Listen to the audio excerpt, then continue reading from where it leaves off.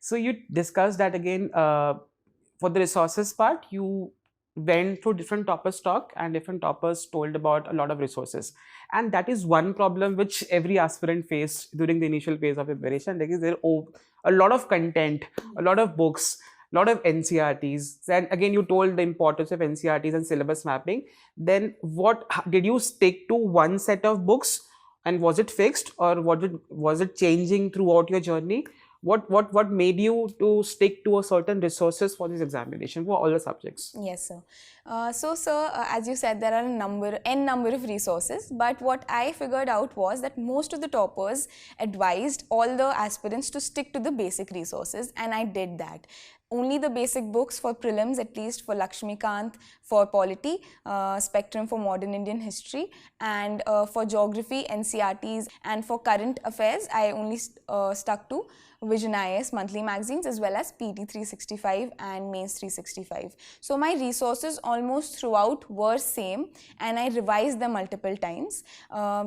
I don't think that it is beneficial to run behind 1,000 resources. I know we must get FOMO because there are people going behind many other books, but if you stick to the basics and revise them multiple times and analyze them through PYQs, I think that should be sufficient. Again, you discussed that again, you referred Vision IAS materials for current affairs, PT 65, Vision IAS magazines of current affairs. How important it is to read newspapers? Yes. Apart from current, because there are a lot of content in YouTube, there are a lot of content in terms of materials of current affairs, where again there are ready-made notes. But how important newspaper reading is for an aspirant in this examination? Yes, sir. Sir, I wouldn't say that if you do not read the newspaper daily, you won't be able to clear the exam, because there are many examples who have. But personally, for me, it worked wonders. Initially, it gave me I think it gave me a head start to a certain extent. It allowed me to see what the actual syllabus is and get a basic understanding of issues around me. So I used to read one newspaper daily.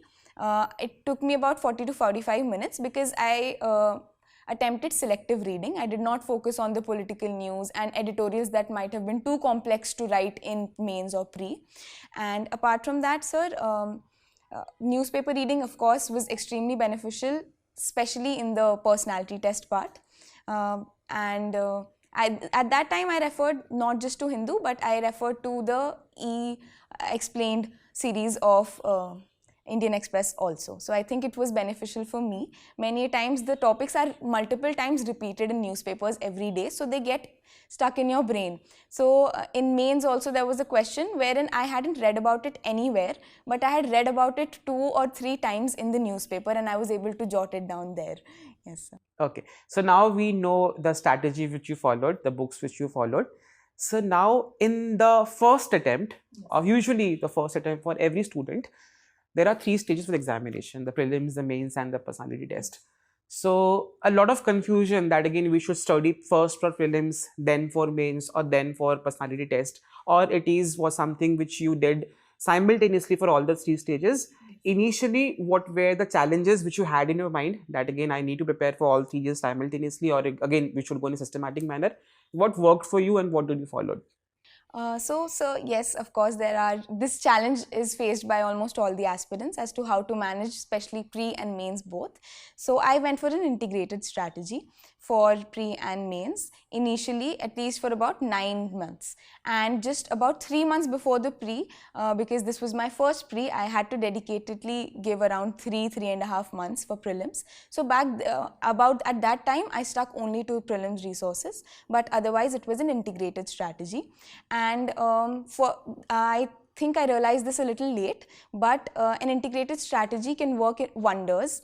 What I did in my later stages was that whenever I was studying anything that was pre-related, that people thought was only for pre, I used to take a different color pen and mark all the things that might be required for mains then and there itself. For example, people say Lakshmikant is not useful for mains, but I wouldn't agree, because when I was reading for pre also, I would take another color pen and mark all the quotes that are written, all the articles that are written, all the fundamental duties, etc., that all the cases that I might be able to use in mains.